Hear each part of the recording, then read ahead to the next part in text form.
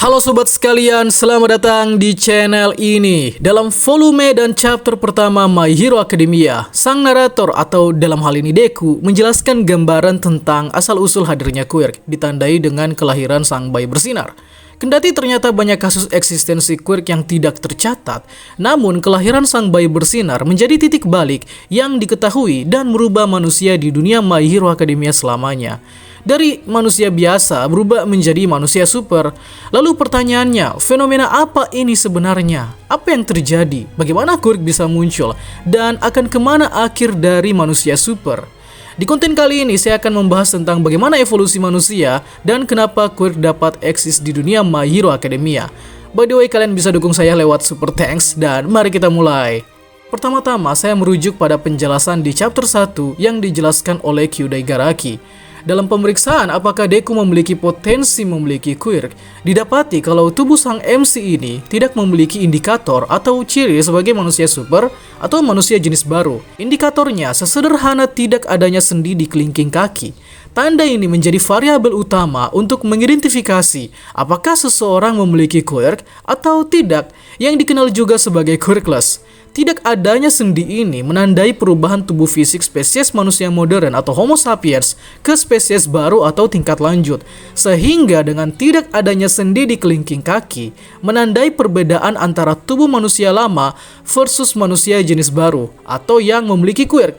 Narasi ini kiranya relevan dengan penjelasan evolusi secara general ya, dengan hilangnya beberapa organ tubuh yang tidak lagi berguna atau diperlukan. Kondisi ini memungkinkan makhluk hidup untuk berevolusi dengan kehilangan organ yang tidak penting, lalu kemudian mempertahankan organ yang masih punya peran. Penjelasan ini dapat teman-teman lihat di buku evolusi karya Mayer dan asal-usul manusia karya Leakey. Nah, berdasarkan pendapat Dr. Garaki, ini kemudian diikuti dengan adanya quirk factor yang dimiliki pada tubuh manusia jenis baru, dengan kemudian diikuti pula oleh munculnya quirk atau kemampuan metahuman yang variatif. Dengan demikian, ini pula yang disebut sebagai manusia super. Manusia jenis baru atau Homo sapiens tingkat lanjut ini kemudian mendominasi planet bumi dan menjadi mayoritas, sehingga merubah paradigma kemanusiaan, moral, dan teknologi sehingga membentuk dunia My Hero Academia yang dipenuhi dengan manusia super. Lalu, bagaimana quirk kemudian diturunkan?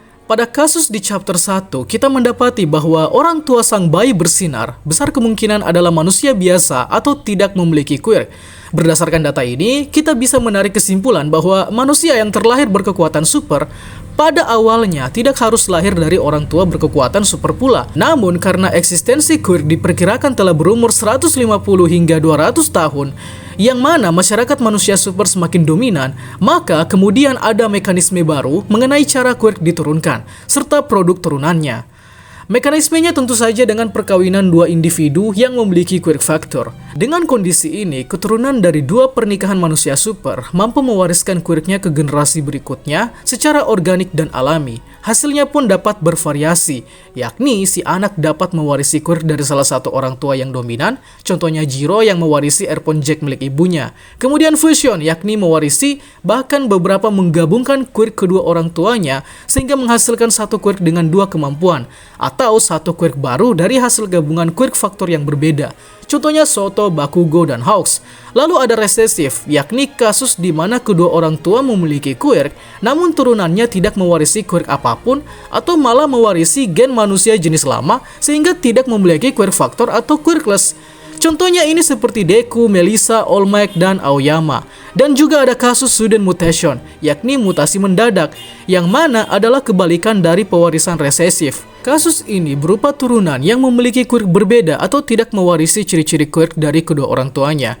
Dalam artian, si individu turunan memiliki quirk yang benar-benar berbeda. Contohnya Eri dengan quirk rewind. Dari beberapa metode atau cara quirk diturunkan dan tidak dapat diwariskan, maka di dunia manusia super timbul semacam tabu di kalangan masyarakat mengenai moralitas berhubungan. Maksud saya adalah, setiap pasangan dalam konteks manusia super kadangkala memutuskan menikah bukan karena cinta atau kebutuhan naluri, melainkan karena benefit pada potensi kualitas keturunan akibat perkawinan dua quirk berbeda, dengan harapan anaknya nanti mewarisi quirk yang lebih kuat.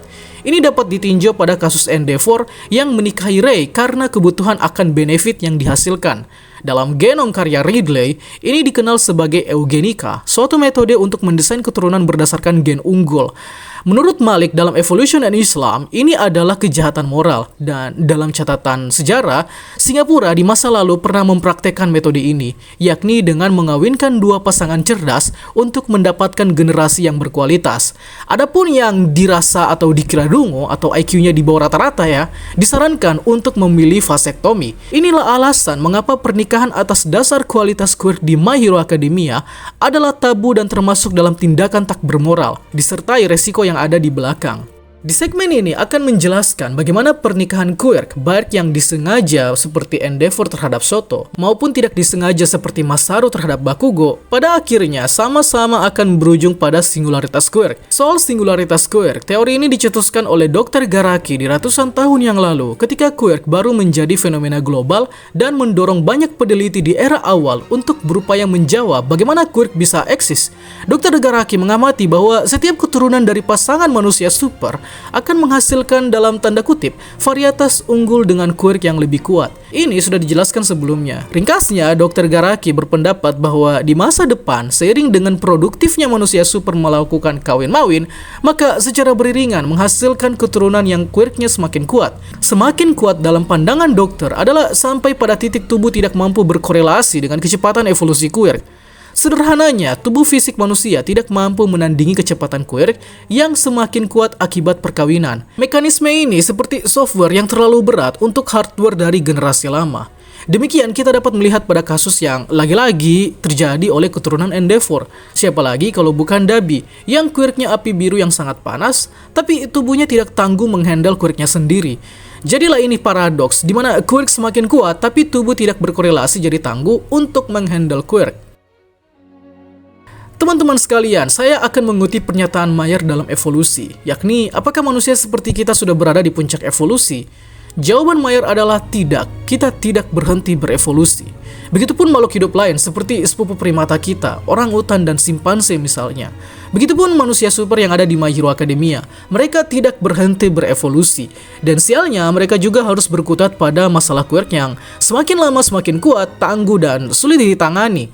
Ada beberapa resiko yang dapat kita pikirkan, yakni manusia super akan berada di proses evolusi yang membuat tubuhnya tidak lagi dapat menangani quirknya sendiri, sehingga tiba di era di mana eksistensi tidak lagi berkaitan dengan tubuh sebagai ruang, melainkan quirk atau kekuatan super, sesuatu yang dihasilkan, bukan dibuat.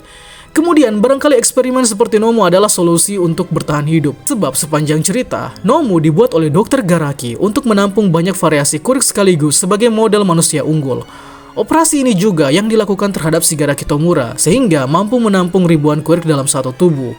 Atau manusia super bisa bergantung pada dua mindset yang saling berseberangan, yakni mengulurkan tangan untuk saling membantu satu sama lain dalam menangani quirk yang semakin kacau di masa depan, atau tindakan ekstrim dengan menggenosida masyarakat super. Dua rancangan yang saling kontra di atas dimiliki oleh Deku dan Shigaraki. Keduanya sama-sama solutif, namun dengan metode yang berbeda. Jadi, itulah dinamika evolusi quirk. Gimana menurut kalian? Apakah quirk adalah produk evolusi yang membuat peradaban manusia jadi lebih baik?